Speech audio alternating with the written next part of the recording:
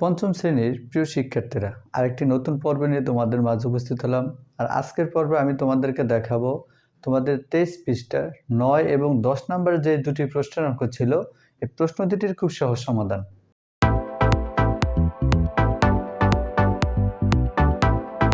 তো এখানে 9 নম্বর যে প্রশ্নটি ছিল, আমির, হেলাল, ফাতেমা এবং জামিল 4 ভাই বোন মিলে তাদের বাসার জন্য আসবাবপত্র কিনতে একটি দোকানে গিয়েছিল। নিচে চিত্রে দেওয়া মূল্য অনুযায়ী, এখানে কিছু চিত্র আমি এঁকেছি। আসলে আমি অত ভালো চিত্র আঁকতে পারি না, তবে মোটামুটি বোঝানোর চেষ্টা করেছি যে তোমাদের এটা খাট, এটা আলমারি এবং এটা চেয়ার। এখানে যেই চিত্রে মূল্য দেওয়া আছে, এই মূল্য অনুযায়ী তারা 2টি খাট, একটি আলমারি এবং 6টি চেয়ার কিনলো।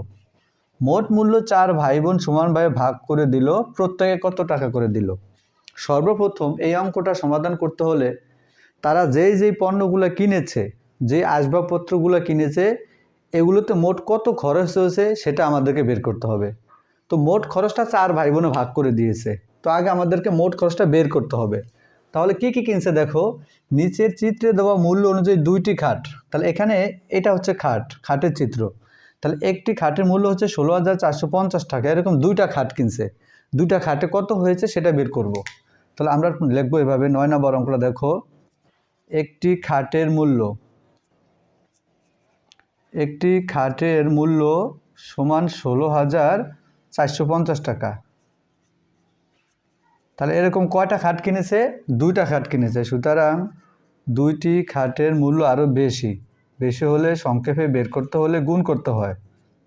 গুণ করলে কত হয় দেখো, 2 দিয়ে 0 0, 5 দুগুণে 10 0 আছে 1, 4 দুগুণে 8 আর 1 9, 6 দুগুণে 12 2 আছে 1, 2 একে 2 আর 1 3।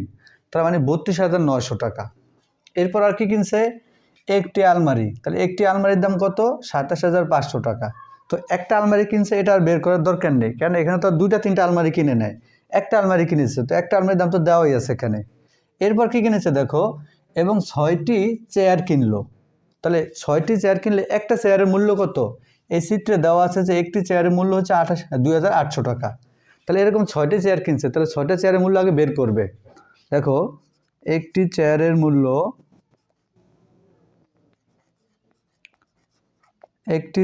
মূল্য সমান 2800 টাকা, তার মানে 2,800 টাকা।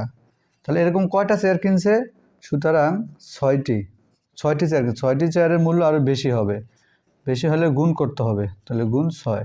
তাহলে গুণ করলে কত হয় দেখো, 6 0 0, 6 0 0, 6টা 48 8, হাতে আছে 4, 6 দুগুণে 12 আছে 16। তার মানে 16,800 টাকা। 16,800 টাকা। এখন যেই আসবাবপত্রগুলো কিনেছে, খাট কিনছে 2টি খাট, একটি আলমারি এবং 6টি চেয়ার।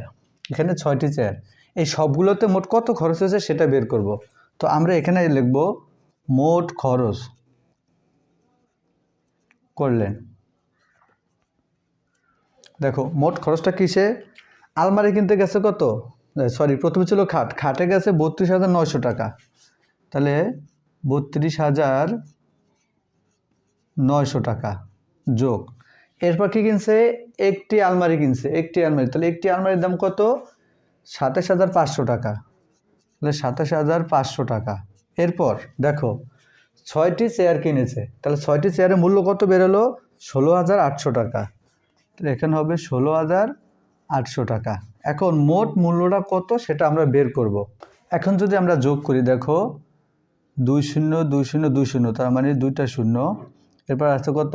8, 8 5 13, 13 আর 9 22, 22-এর 2, হাতে আছে 2, 6 2 8, 8 7 15, 15 2 17, 17-এর 7, হাতে আছে 1, 1 আর 1 2, 2 আর 2 4, 4 আর 3 7, 77,200 টাকা।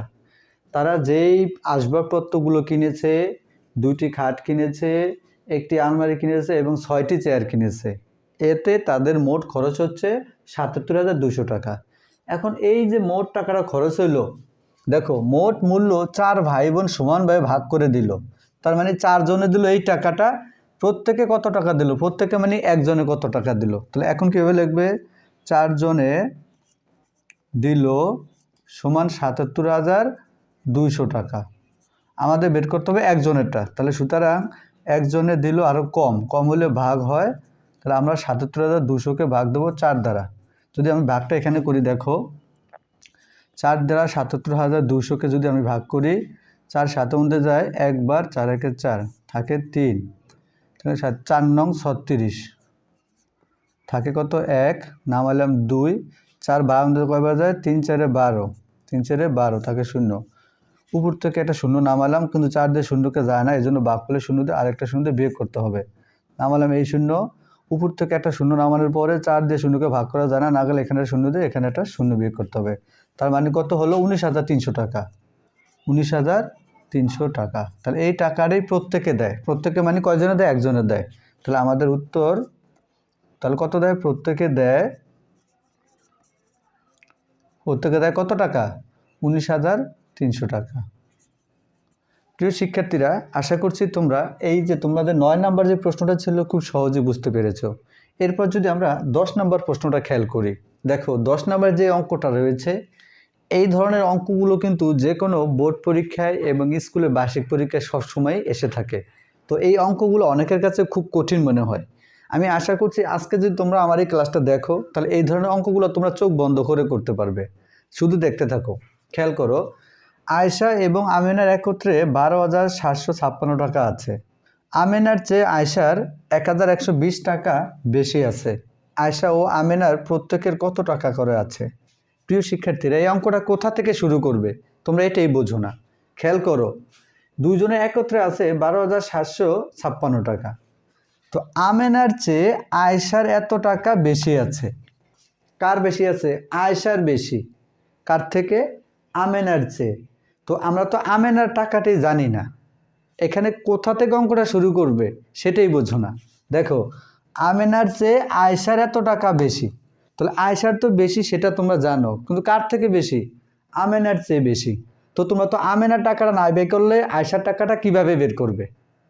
এজন্য আমাদের যার টাকাটা নেই সেখান থেকে অঙ্কটা শুরু করতে হবে। তার মানে এখানে কার টাকা নেই? আমেনার চেয়ে আয়েশার এত টাকা বেশি, তাহলে আয়েশার বেশি। কার থেকে বেশি? আমেনার চেয়ে। তাহলে আমেনার টাকাটা নেই, তার মানে এই আমেনার থেকে অঙ্কটা শুরু করতে হবে। তাহলে খেয়াল করো, 10 নম্বর অঙ্কটা আমরা কিভাবে লিখব? আমেনার আছে, আমেনার কাছে আছে। এরকম কিন্তু অনেকগুলো অঙ্ক তোমাদের এই অধ্যায়ে রয়েছে, শুধু একটা অঙ্ক বুঝলে সকল অঙ্কগুলি করতে পারবে। তাহলে আমেনার কাছে আছে, দেখো মোট টাকা কত? 12,756 টাকা। এখন এই 12,756 টাকা থেকে যেই টাকাটা বেশি ওই টাকাটা বিয়োগ করব।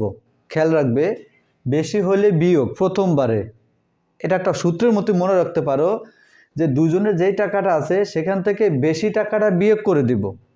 যদি কম থাকতো তাহলে যোগ করতাম। এটা একটু মনে রাখবে যে এখানে যদি বেশি আছে তাহলে বিয়োগ করবে, মানে উল্টাটা করবে, বিপরীতটা। বেশি থাকলে বিয়োগ, কম থাকলে যোগ।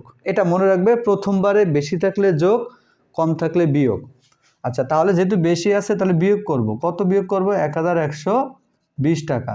এরপর বাকি টাকাটাকে ভাগ দিব 2 দ্বারা। কেন 2 দ্বারা ভাগ দিব? কারণ দুইজন ব্যক্তি, এজন্য 2 দ্বারা ভাগ দিব। তাহলে খেয়াল করো, প্রথমে বিয়োগটা করো। 6 থেকে 0 বাদ দিলে থাকে 6, 2 আছে 5-এর সমান 3, 1 আছে 7-এর সমান 6, 1 আছে 2-এর সমান 1, আর এই 1, 11,636 টাকা। এটাকে ভাগ দেবো কত দ্বারা? 2 দ্বারা। যদি ভাগ করি আমরা, দেখো 2 11 মধ্যে যায় 5 বার, থাকে 1 16, 8 দুগুণে 16, আর হচ্ছে কত 18 দুগুণে 36, 18 দুগুণে 36, তার মানে 5,818 টাকা। এই টাকাটা কার আছে? এই টাকাটা আছে আমেনার কাছে আছে। এখন আমরা যদি আমেনার কাছে আমেনার টাকাটা জানতে পারি তাহলে অবশ্যই আয়েশার টাকাটা বের করতে পারবো। তাহলে এটা হচ্ছে কার টাকা? আমেনার টাকা। তাহলে সুতরাং দেখো, সুতরাং আমেনার আছে, আমেনার আছে কত টাকা? 5,818 টাকা। এই টাকাটা কার? আমেনার। এখন দেখো, আমেনার চেয়ে আয়েশার এত টাকা বেশি আছে, তাহলে আয়েশার কত টাকা আছে সেটা বের করব। তো আমেনার টাকা যা আছে তার সাথে 1,120 টাকা যোগ করলে যেটা হবে সেটাই আয়েশার। তো আমরা আবার লিখব যে আমেনার আছে, আমেনার কাছে আছে সমান 5,818 টাকা। এই যে আমেনার কাছে যে টাকাটা আছে এর থেকে আরও 1,120 টাকা বেশি হচ্ছে আয়শার। তাহলে কি লিখবো? সুতরাং আমেনার থেকে আয়শার বেশি।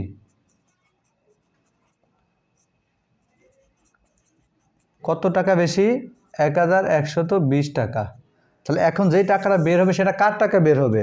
আমেনার যা আছে তার থেকে আয়শার আরও 1,120 টাকা বেশি আছে, তাহলে সেই টাকাটা বের হবে আয়শার। তাহলে সুতরাং আয়শার কাছে আছে। এখন আমরা যোগ করবো এটাকে। 8 এর 8, 2 এর 1 3, 8 আর 1 9 আর 5 আর 1 6, 6,938 টাকা। তাহলে আমাদেরকে প্রশ্নে বের করতে বলা হয়েছে আয়শা ও আমেনার প্রত্যেকের কত টাকা আছে। তাহলে আমাদের দুজনের টাকা কিন্তু বের হয়ে গেছে। দেখো এইখানে সুতরাং বের করলাম আমি আমেনার টাকাটা, এই যে প্রথমে যে আমেনার টাকাটা বের করলাম এবং পরের বার সুতরাং বের করলাম আয়শার টাকাটা, আর দুজনের টাকা আমাদের বের হয়ে গেছে। তো এখন আমরা উত্তর লিখব। প্রথমটা হচ্ছে কার? প্রথমটা হচ্ছে আয়শা। আয়শার আছে। আয়শার কত টাকা বের করলাম আমরা? 6,938 টাকা। 6,938 টাকা। আর আমেনার পেলাম কত? আমেনার আছে প্রথমে কত? 5,818 টাকা। 5,818 টাকা। প্রিয় শিক্ষার্থীরা, এই অঙ্কগুলো কিন্তু খুবই সহজ যদি তোমরা বুঝতে পারো। আসলে কোথা থেকে বের করবে সেটাই তোমরা ধরতে পারো না। মনে রাখবে যার টাকাটা নেই, যেমন আমেনার চেয়ে আয়শার এত টাকা বেশি আছে, তো আয়শার বেশি কার থেকে? আমেনার থেকে বেশি। তো আমরা আমেনার টাকা তো জানি না, তাহলে ওই আমেনার থেকেই শুরু করবে। আর আরেকটা কথা মনে রাখবে, যদি প্রথমে টাকাটা বেশি থাকে, যেমন দেখো আয়শা ও আমেনা একতে এত টাকা আছে, আয়শার চেয়ে আমেনা এত টাকা বেশি আছে, বেশি হলে বিয়োগ করবে, কম হলে যোগ করবে। কখন? প্রথমবার। যেমন আমেনার আছে মোট টাকা থেকে বেশি আছে দেখে এজন্য বিয়োগ করেছি, এরপর মোট টাকা থেকে যেই টাকাটা বেশি সেটা বাদ দিয়ে সেটাকে 2 দ্বারা ভাগ করেছি। আবার যদি এখানে থাকে যে আমেনার চেয়ে আয়শা এত টাকা কম আছে, কম থাকলে যোগ, বেশি থাকলে বিয়োগ প্রথমবারে, এবং দ্বিতীয়বারে যা আছে তাই হবে, বেশি হলে যোগ, কম হলে বিয়োগ স্বাভাবিকভাবে।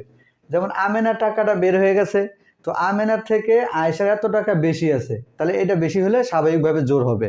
শুধু এতটুকু মনে রাখবে, প্রথমবারে যদি বেশি হয় তাহলে বিয়োগ করবে, আর যদি কম কথা থাকে তাহলে যোগ করবে, আর পরের বার স্বাভাবিক বেশি হলে যোগ, কম হলে বিয়োগ। এই কথাটাই শুধু মনে রাখলেই হবে।